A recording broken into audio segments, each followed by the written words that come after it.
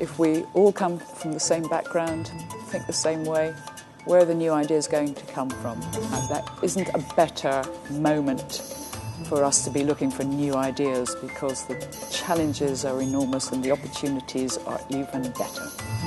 The challenge is getting it all the way down to the big middle of the organisations. These are the people who are the active keepers of the talent pipeline.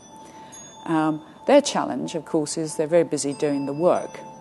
And I think that if we could somehow or another embed into their job description that actually it's part of their job to manage the talent and develop it so that it actually gets to the top, but also that we maximise the benefits of diversity, we harness that tremendous power of difference, and that is part of the mainstream job, and we measure it, then we would be getting somewhere a lot faster. I believe that D&I is around change and putting in place a really strong change program.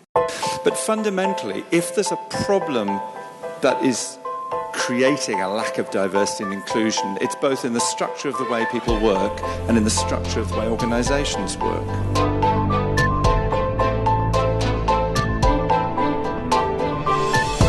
The conference was amazing. I met a lot of interesting people.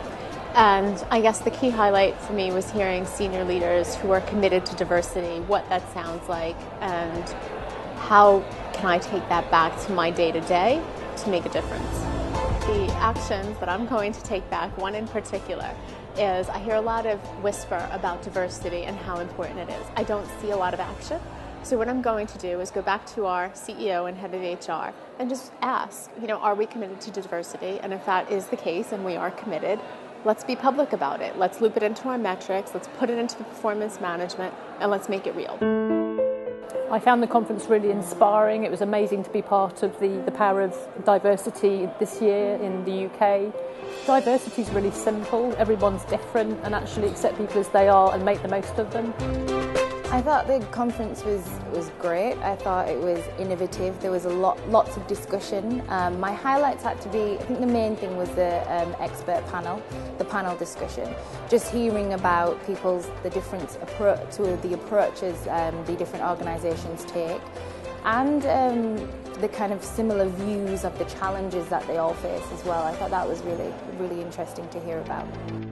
So I thoroughly enjoyed it, as my colleague that attended with me, and the key things for me were that I felt as an organisation we know a lot about diversity and we invest very heavily in it, but I've still taken away a couple of things. One is to really challenge, for want of a better word, authority and hierarchy within our organisation, and make sure that we are delivering on promises around diversity.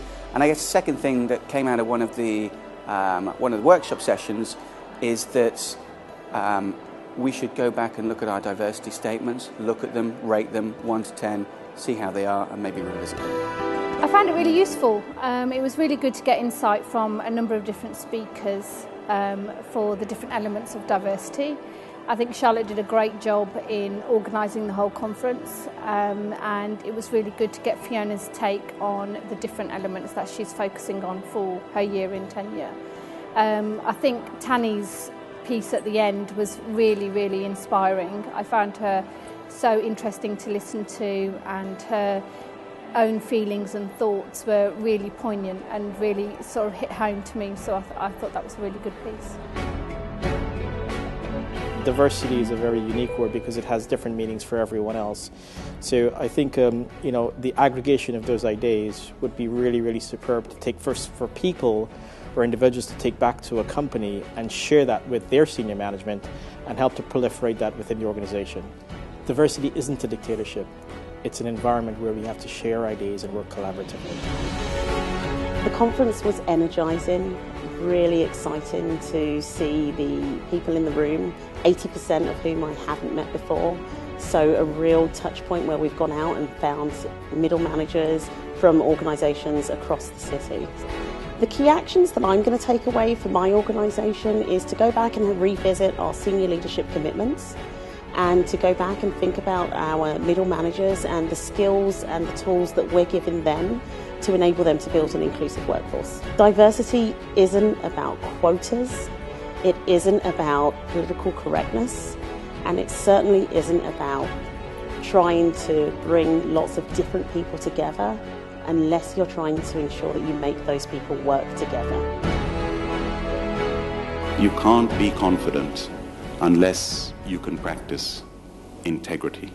You cannot be whole unless you embrace diversity for all its fabulous, fabulous merits. And that's what makes this city, this country, so powerful.